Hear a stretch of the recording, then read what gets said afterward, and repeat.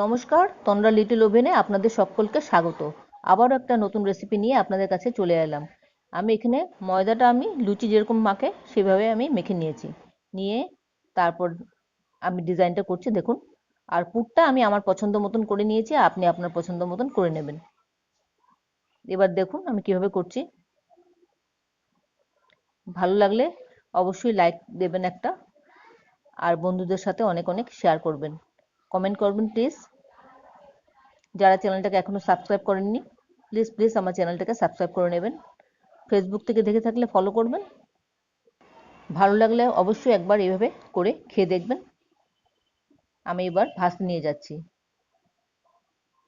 আমি মিডিয়াম ফ্লেমে ভেজে নিচ্ছি, গোল্ডেন ব্রাউন করে ভেজে তুলে নিচ্ছি। সন্ধ্যাবেলায় চা বা কফির সাথে বেশ জমে যায়।